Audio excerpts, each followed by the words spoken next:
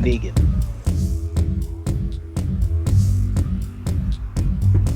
I am Negan.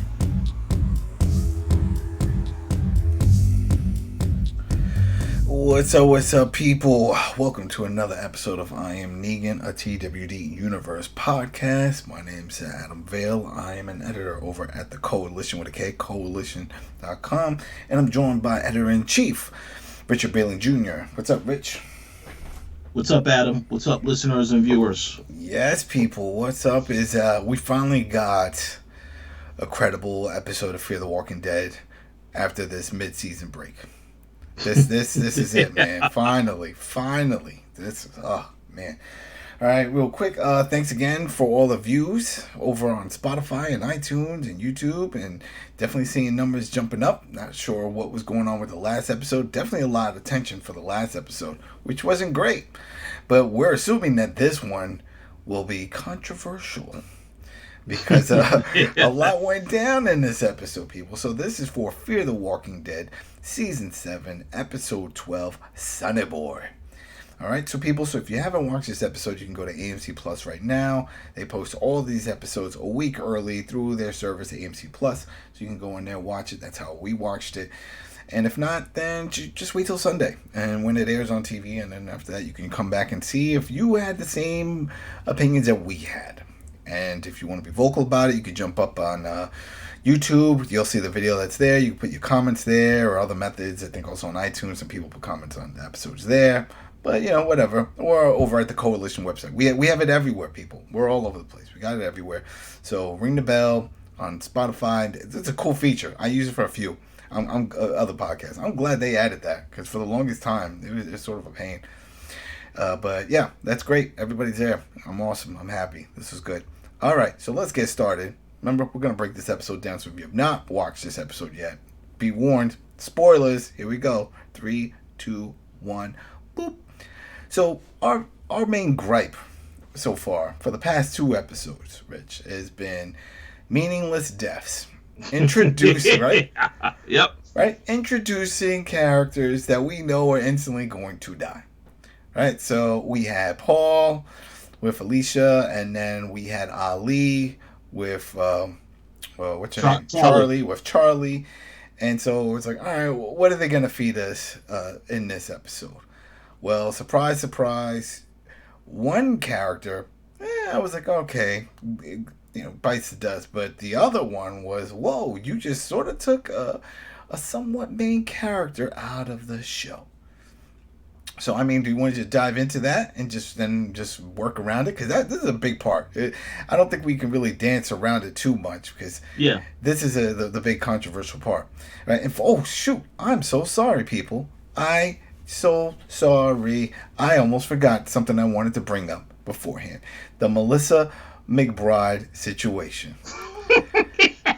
Yes, that's a big news. People are like, wait, what are you talking about? That, if you don't know, that's Carol from The Walking Dead proper. You probably saw some scuttlebutts going around last week that she is not going to be part of the Carol and Daryl spinoff. Right? That made the rounds, and everybody was like, oh. Now, what I don't understand, I saw the post. I'm like, okay, she's not part of it. Why did the people feel the need to attack Norman Reedus and make it seem like it's his fault? I don't know. Because then Jeffrey Dean Morgan had to come out on social media and say, hey, people, stop acting up. It has nothing to do with Norman Reedus. This was all Carol's decision. It's not AMC's. Because I guess people were freaking out thinking that she got fired and that it's all Norman Reedus and he wants the show all about him and all this other stuff. Because I saw even some people say, oh, because Rye didn't work out. Remember that bike show that he had? Yeah. I was like, oh, why? When I saw that report, that was the furthest thing from my mind. I'm like, well, she's got another acting gig, something else she wants to. I didn't think at all it had anything to do with Norman Reedus. But apparently, that's the rumor, and that's what's spreading. And they were attacking him on social media. And that's why Jeffrey D. Morgan had to get involved, and AMC jumped in, and they didn't want to spoil too much because they still are in development for the spinoff, but they had to at this point and say, hey, listen, this is what's going down. That spinoff is taking place in Europe. It's going to be filmed in Europe. And at first, she was open to the move, but then she changed her mind. She doesn't want to move. Understandable. We are still in good standing with her. We still plan to work with her within other projects within the Walking Dead universe, at some point. So everything is cool. No reason to attack anyone else part of these projects. So I just would like to make a comment, Go for and it. I want to say that I blame AMC for all of this because this was a show that nobody needed to hear an announcement for so early. We got this announcement last year that this show was coming in about two years, coming after The Walking Dead. So I kind of feel like they should have held off on this announcement, much like they should have held off on the Isle of the Dead spinoff as well. But instead, they decided we have to let you know these characters are going to make it through through the show. So and that's what I was thinking also. I was like, well, maybe the reason why people are so upset is because they're like, oh well, if she's definitely not going to be in the spinoffs, they're going to kill her off, and that's how this works. They're going to kill her off. But then by them saying that they plan on working with her on other projects, well, no, she's not going to die.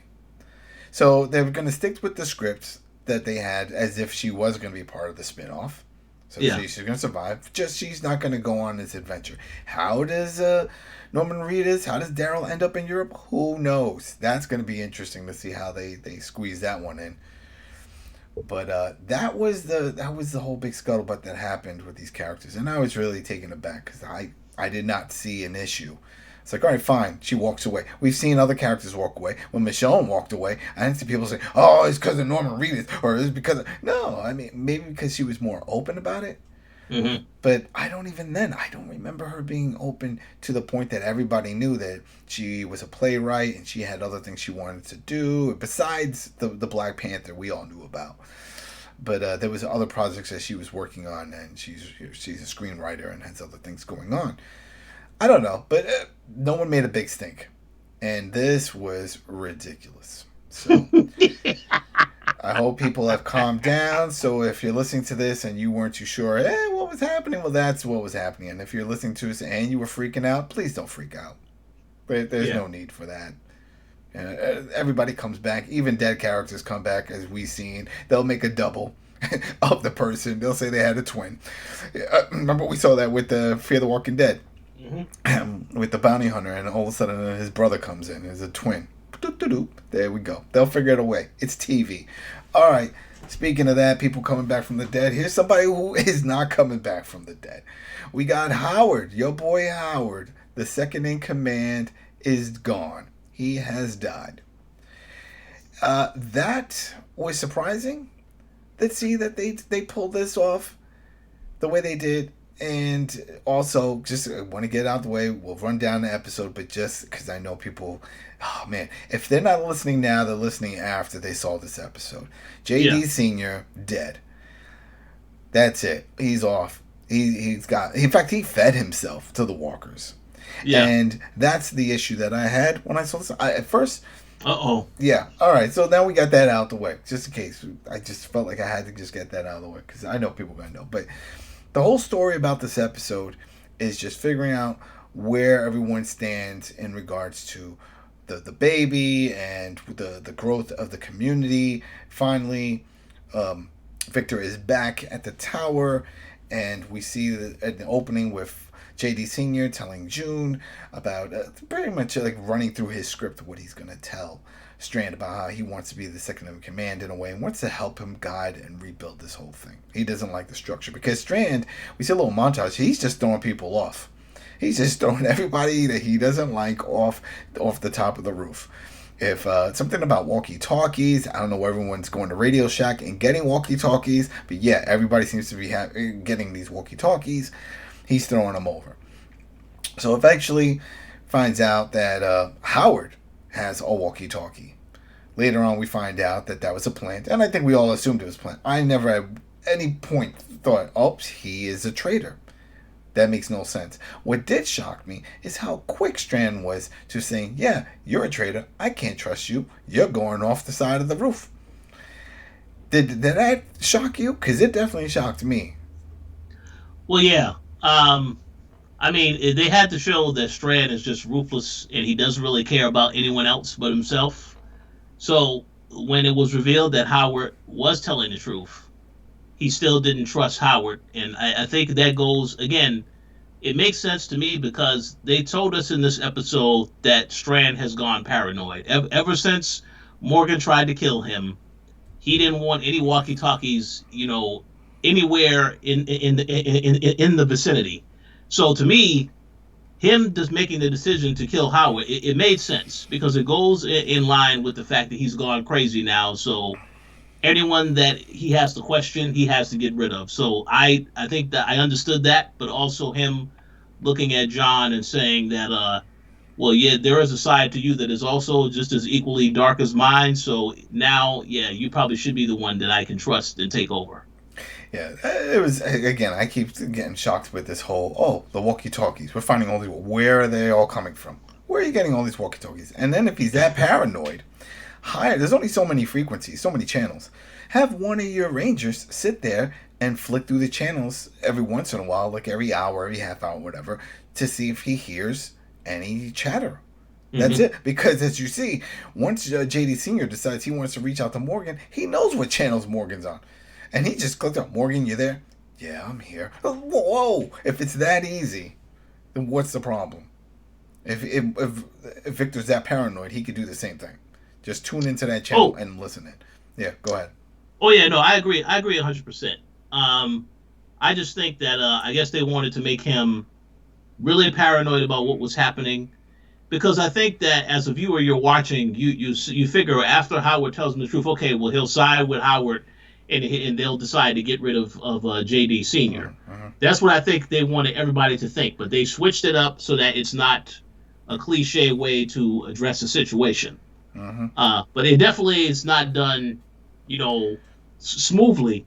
It just happened so fast. Yeah. So. Well, and then also, just I forgot to mention this in the Ali episode, is that yes, we knew that one part of the mission for Charlie was to turn off the floodlight, that spotlight on the top of the beacon. But the other part, and I was cracking up, I guess that's why I didn't bring it up, is the whole point of that is once she turns it off, that this was going to be the sign for Morgan to go to the tower and to rescue Mo and Grace. And I'm like, well, how? How is it? Is this going to be up to Charlie then to do what we're about to see, what we saw in this episode? With June in that tunnel, with all the walkers. How was Morgan going to pull this off? Or was he expecting Charlie to pull all that off? That was going to be the role, her next part of it. Turn off the beacon, grab the baby, strap the baby to yourself, and hope for the best. Go through the tunnel of walkers, and Morgan will meet you on the other end. Take the baby and you, and everybody runs free. Well, that was a very bad plan that June had. That made no sense. Like that. Because that's a very hostile environment for the baby to be involved in. The baby still could have gotten ripped to shreds by the walkers. So I don't think that was a wise plan. So, and then, we'll get into that too, because when we get to that point, well, you know what? Let's backtrack a little bit. All right. So once we get to the part where the whole thing with Howard and he has the radio tower, and then now Strand's upset, doesn't trust him. He says, "Hey, listen, this is when you find out." From the nanny, somebody has taken Mo. Mo's missing. Right, so he's freaking out. Everyone's freaking out. And then that's when Howard's like, hey, I can find the baby. I'll prove my worth. I will find the baby. So he has until the next day to find his baby. Because he was like, there's no way anyone can leave the tower. So the baby has to be somewhere here. So also at the same time, JD Sr. starts talking to Strand, saying, hey, listen, I got ideas. There's things I wanted to do to help, to make things better here. And he's like, okay, that's great. How about this? You also go find this baby. So they're both doing it. So then we see another little montage where JD Sr. is just interviewing people. He interviews a nanny, he interviews Grace, everybody. And then he gets to June. And he's like, do you know anything about it? What do you mean? Isn't that? Basically, yeah, she knows. So then he goes down with her to the basement because she shows him the plan, and this is where I don't understand. This is the part I didn't understand. So Mo is going to be in a box, and June was going to walk through the group of walkers, or was she waiting for Morgan? Because she says Morgan is like half a mile out. She says we can do this. Yeah. But that's still half a mile. Okay, and we see this tunnel, and there's all these walkers, and it's filling up with water because there's flooding and stuff going on because there is a bad storm. That was another cool thing. I loved the aesthetics of this episode. I liked just the way they had everything. It was dark and it was rainy and gloomy. It was great. But yeah, there's a lot of flooding. What was she going to do? She wasn't doing the technique that we've seen in Walking Dead forever, which is put all the guts around yourself and then walk through. Mm-hmm. She didn't say she was doing that. So how is she going to get this baby through the group of walkers through that tunnel? Well, I guess that she was very confident that nothing was going to happen to that box. She was going to be able to just get her through because she did have her, underneath the covering of the machine, but that would not have been. That's still not a very good way to get the baby across to Morgan. Even if he was a half a mile out or whatever, it still was a very risky way to try and get her to safety. That didn't make sense. That part didn't make sense. And of course, he says, like, there's got to be somebody helping you with all this. I'm like, yeah, Grace. No surprise. Yeah. Right? So Grace is there. But they find out. Howard sees what's going on. He comes down. He brings Strand. Everyone's down there. And he tells... And there's another part that, again, it's like, why is Strand so against Howard now? Because once they're down there, he says, all right. Howard's like, look, see? I told you I would find the baby. And he brings it. He opens up the box. He takes Mo out. He hands Mo to Strand. And he's like, okay, but you didn't find her. He did. Yep, exactly. But it looked like he was just caught red-handed. Him and his sister-in-law, his daughter-in-law, I should say. His daughter-in-law's there. I was like, but no, he still sides with him. And I get... Now, here's the thing. So I get also... They were trying to throw a little backstory on Howard. There was that one little segment that we saw where they were talking. And with J.D. Sr. and Howard. And Howard was talking about, the whole reason why he's helping Strand and doing all this is because of his son and wife, his wife and son. They went through a divorce. He forged some documents from the Alamo. Some of the elaborate scheme thing that he had. He toured around with some forged documents.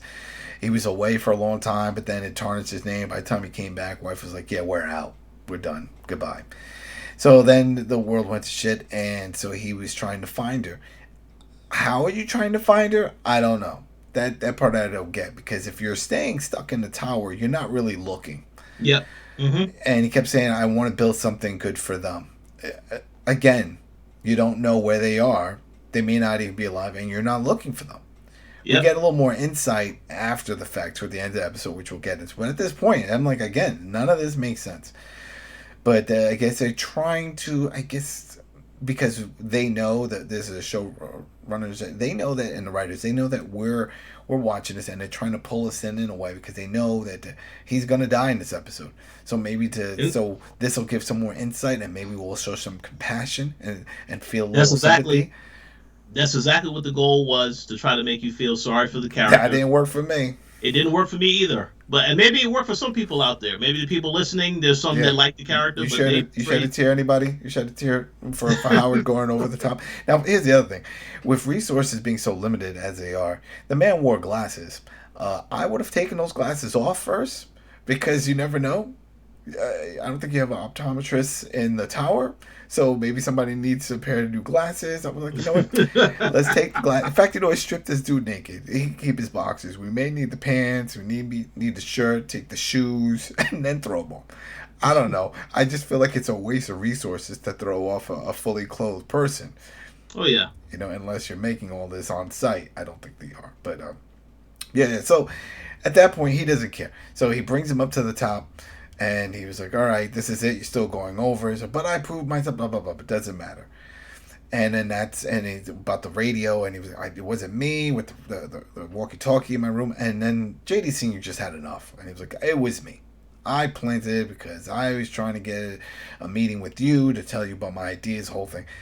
And Strand laughs, and he likes it. He was like, oh, that was great. I love it. You set him up just so you can meet with me. You know what? There you go. I'm all for it. That's a great guy. I love it. All right. Well, now I'm all cool with that, but now I still need you to throw him off now. And that's the part that really threw me off, because this is Howard. This guy has done everything that Strand has asked since day one. Yep. At no point during this show did they ever tease that he was going to defect, that he was going to figure out some way, or he was backstabbing, or he was a leader of the La Resistance. No. And we know that that Strand knew this, but yet he still chose to throw him off. That I don't get. That made no sense. So it was like, all right, if he said, if you don't do it, I'm going to start throwing off other people that you care about. Something to that effect. There was Strand through some kind of threat. And he was like, all right, fine. So JD Sr. just grabbed him. Off you go, Howard. And Howard is now Walker with all the other ones. So that was a shock. That was definitely a shock. Didn't see that one coming. And he then tells, this is where, I don't know why, but for me, I thought this was the ruthless part. When he then says, oh yeah, we did find out what happened to his wife and daughter. Yeah, and they died a long time ago. But I didn't tell him because the man needed some motivation. He needed something to keep him going. Yep. If I would, and if I would have told him that, he would have been, who knows, miserable or whatever, caused depression. Maybe he would have thrown himself over. Right? What's the point of living?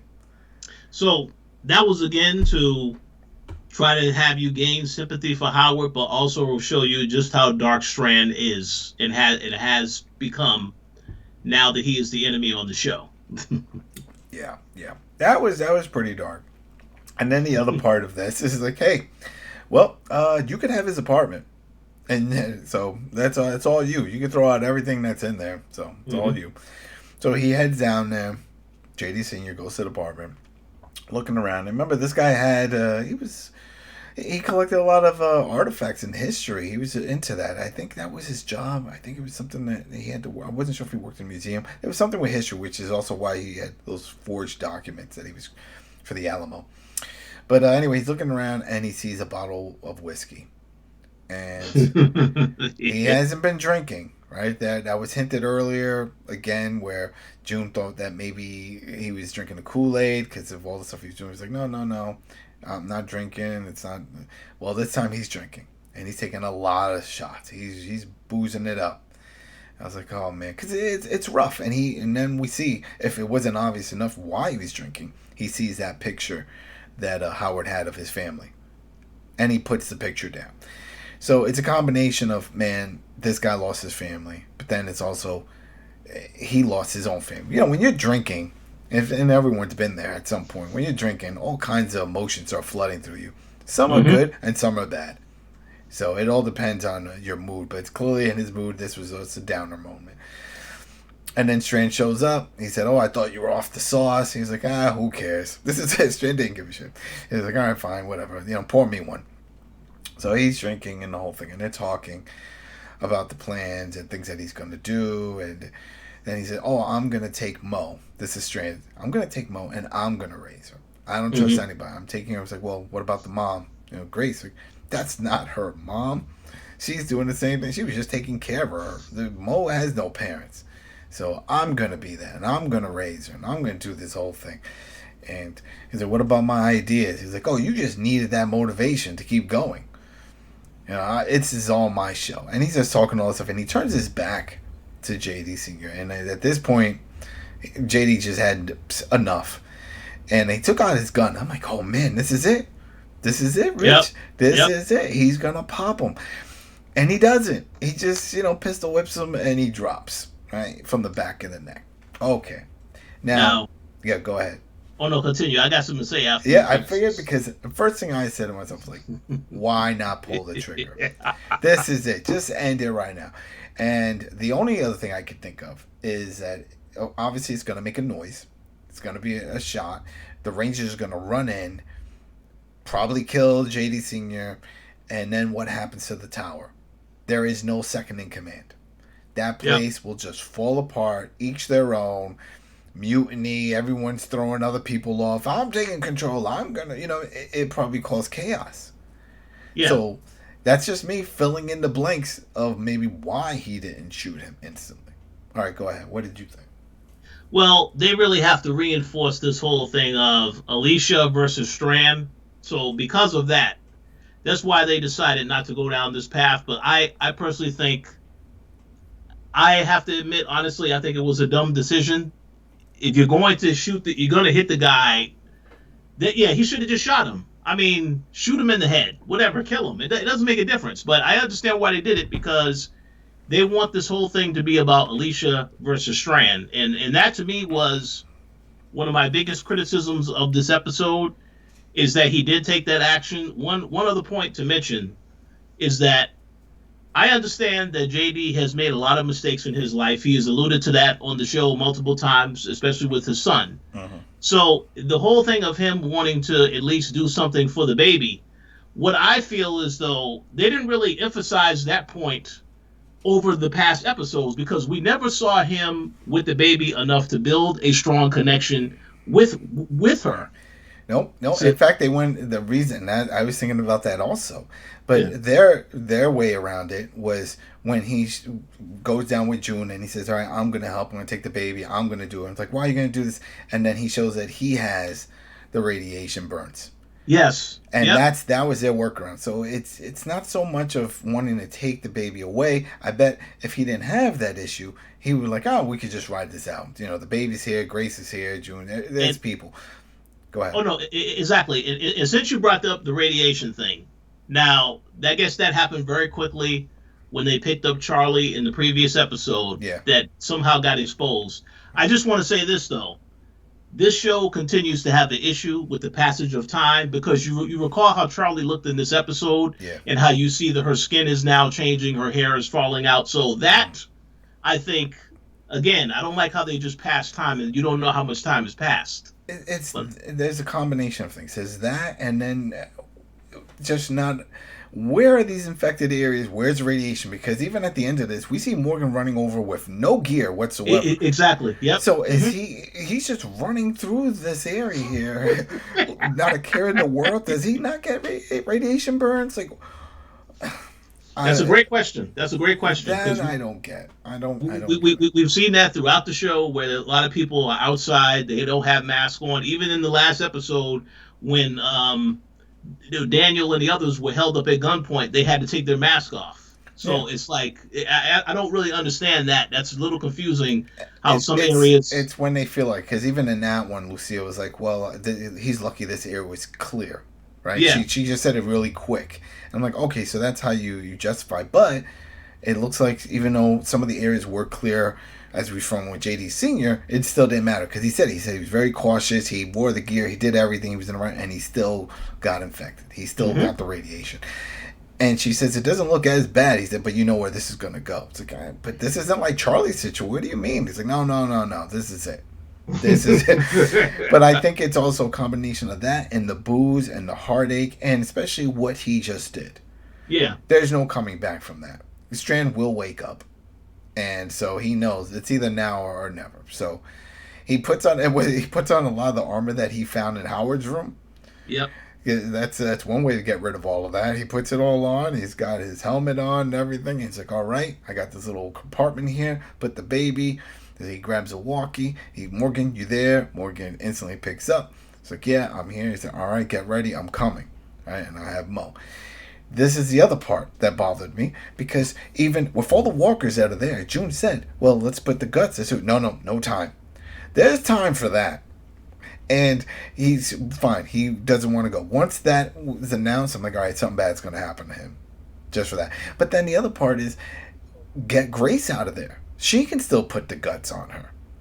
Yeah. Why are you just taking the baby and not Grace? Or June? Why, all three of you guys. Four if you include the baby. Everybody, just all leave now. Well, I guess they didn't have enough protective gear or guts to get through the herd. So, and I know some people that listen, well, Adam, you know why June doesn't want to leave? Because she says she's taking care of Charlie. Yeah, but Charlie's dying. Yeah, Charlie Charlie's is going to die. is done. She even said it. She was like, there's no coming back from that. What Charlie has is she's all the way in the deep end of the pool. That's it for her. That's when she was talking about it with JD Sr. about his burn. She was like, oh, it's not as bad as Charlie's. Charlie's is... So if you know that's the case and you know how bad things are here, then go. This is it. There's all these walkers. She was already down there. So then just let's get this started. But no, that's not happening. So he walks through, and as he's walking through, again, it threw me off. It really threw me off because the scenery, the cinematography was awesome, but not a single walker is grabbing at his face. You know what I mean? It's like, no, not a walker coming from behind. We've seen them do this in the past. They have their hands, they grab at the face. They're not grabbing at the face. He's just wearing a top helmet. He's not wearing, in fact, it was like a World War One helmet. He's not even wearing a face covering. Mm-hmm. So I thought at first, because I could have swore I saw a knight outfit there or something. I was like, oh, that'd be awesome if you put the helmet on and walked around like a knight shining armor saving the baby, you know, and everything. That'd have been cool, but whatever. But it was still awesome. You see him walking through this, all these walkers there. They're grabbing at him. You hear Mo crying, and he's just moving through this group and just pushing them along. I don't even think he's attacking them, right? No, he wasn't. No, he wasn't even attacking them. Yeah, so did he shoot? Did he have a gun? No. I'm blanking on that.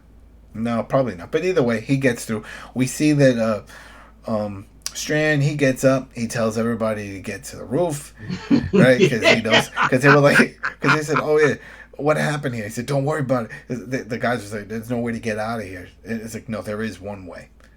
And so he just put two and two together. He's like, that's the only way. So he gets to the roof, and we see our boy Will with him.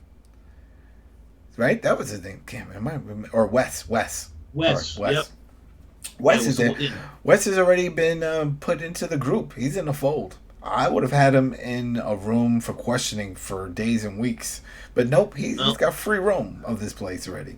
Now he has been elevated now. He's more important now to Strand, apparently, by the end of the episode. So when he tells the other guy to get the antenna, right? I think it was Wes, he tells, go get the antenna.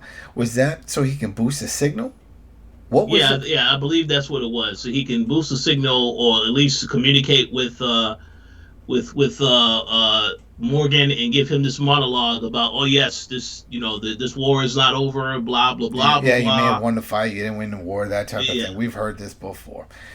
So while they're going around looking for that, because they can see him now, they look down and they see this guy walking through all these walkers. So he gets over to Morgan, which is right where the booth is, and he's like, all right. He opens the compartment, he gives Mo, and he says, all right, let's go. He says, no, you go. I'll cover you. I'm not going to make it. And he's like, what? And then he points his shoulder. He's got a bite or a scratch through the armor. That's it. And he's like, don't worry about it. Just protect her. Go out there, do your thing, and I'll hold them off. So, go ahead. I just want to say, I think Morgan is a little delusional to think that he wouldn't have gotten bitten or something to some effect. Because there's a lot of walkers. It's like he had to get some type of wounds. Yeah, definitely. And I think he knew that. That's the other thing. I think he knew. There's no way. No way you're going to get through this without the full covering, especially your face. I assumed something was going to scratch him on his face.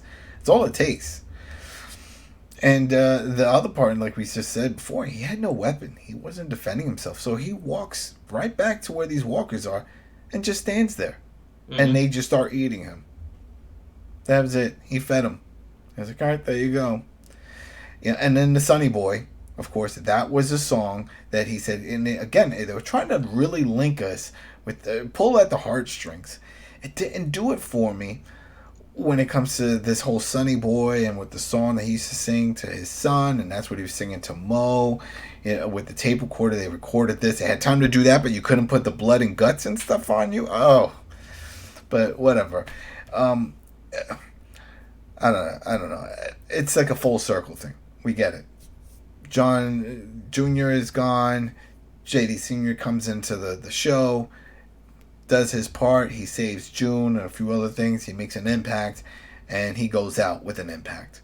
We'll always remember this. It was good. It was sad. It was unexpected. That's one of the things we griped about. Everything's expected. This was unexpected. Out of all the characters that we thought would kick the bucket next, he was not on that list. And poof, that happened. Him and Howard. I really didn't see Howard going out this way. I figured he would go out in some kind of battle or something. But just like this, Strand being the one making the call. Oh yeah, and I'll be curious to see. I mean, Strand, in my personal opinion, was not really a wise decision to get rid of people who are willing to work with you. So I'm curious to see how. Obviously, now that you have West stepping forward, and now that's going to be a major issue right now with him being there to oppose the others. But I still kind of feel like Morgan's team and Alicia's team, way more power in numbers as opposed to Strand. So I'm curious to see how he thinks he still has a chance to win this war. And I think this is the issue the show has right now because they've really been emphasizing that the big brawl, the big battle, and we saw that in the mid-season break, is supposed to be Alicia and Strand, but I don't think a lot of people care about Yep. that. They're Yep. more focused on the Morgan situation going on with Strand. It's because they have a backstory. There's a lot of bad blood there going on. Look, this whole battle right now is going regarding his daughter. We're going to say Morgan's adopted daughter. Hmm. That plays a bigger part, I think, than Alicia dealing with her issues. And where's her mom? Where's Madison? Madison came out and said she's part of this season. Don't tell me you're just going to pop up at the last episode. Because that's going to be lame. That's a great question. I don't know how many episodes are remaining, but yeah, they definitely need to explain what her role is in all of this. Obviously, I'm assuming she will defend and protect her daughter, but yeah, we haven't seen her yet, so I'm curious to see how they're going to bring her into this particular I'm telling storyline. you, I really hope it's not a ghost situation. Like Dexter with Dexter and his dad, Harry, right? Remember Oh when yeah, you would see his dad, or now we see that with Peacemaker. They have the same situation going on with Peacemaker now. He killed his dad, and then now he sees his dad, that type of thing. Is yeah, that how she's going to be if Alicia does survive this? That remember, she's already loopy. She's seeing things, and that's when we saw when they came back from the mid-season break. That's the first thing I thought of. Like, oh, this is how they're gonna bring her mom back. She's gonna have these visions, and that vision is going to be her mom. And every once in a while, we're gonna see her mom. And I'm like, that's lame because if there's one thing that we have not seen, we did not see the mom die. When she was at the yep, baseball field, yes, we saw she was surrounded by walkers. It looked like it was just inevitable. She was just going to get bitten up, and that was it. But anything's possible, and she could have made it out. Somebody could have helped her. We don't know. And she did come out. It's not a rumor, people. She came out. She was on Talking Dead, and she said it. She popped up. She's like, "Yeah, I'm coming back this season." Yeah, she said, "I'm back. Yeah, you're gonna see me." Like, okay, so she's back in the fold. Not she didn't say she's making a one-off appearance. She's back. So we will have to wait and see. But overall, besides some of the little inconsistencies with the story and stuff, it was good. It was good. There was a lot of action. I liked a lot of the scenery that they set up here. It was sad, but we did get some deaths. JD Sr. He's gone. Howard is gone. We'll see where it goes from here. The teaser made it seem like now they're going to focus more on that battle situation because he also put out a call. That's one of the last scenes we saw that he put out, the Strand put out a call on walkies for help to some other group. He says, you keep saying you want in, you want to be serious about this. Well, I need you to stand by me. We have to fight this whole thing. yeah. I need And to see who that is. That's yeah, a good point. because in my head, if let's say this was the episode before the last, I would have thought, oh, it's Arnaud. That's who he's calling. He wants to, because Arnaud's been trying to get into the tower with Yep. the people. I'm like, oh, this is it. He's going to work out a truce with these people to help them fight against Morgan and friends. But no, that's gone. But unless that's the swerve that he is calling Arnaud, but Arnaud's dead now. So maybe Morgan picks or somebody else picks up. It's like, sorry, you made that call a few days late. It could have been maybe Daniel picks up the phone. It's like, Arnold's not here, but I'm here, and I'm coming for my daughter. Excuse me? Your daughter? What? What do you mean?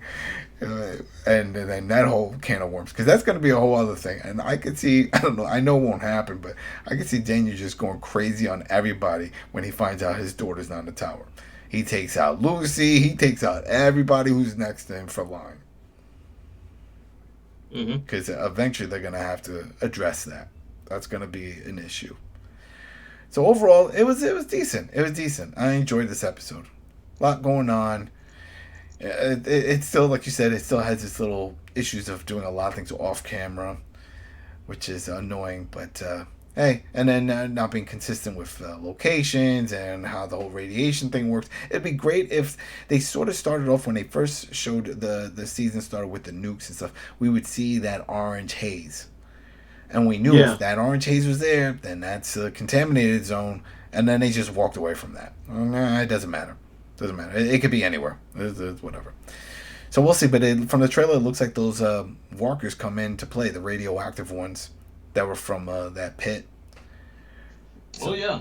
so Oh yeah. it's gonna pick up. It's gonna pick up, people. So there you go. So I hope everybody liked that episode. Thanks again for tuning in, listening, or watching, and checking us out. And we will be back next week for episode 13. All right, peoples. Have a good one. Peace.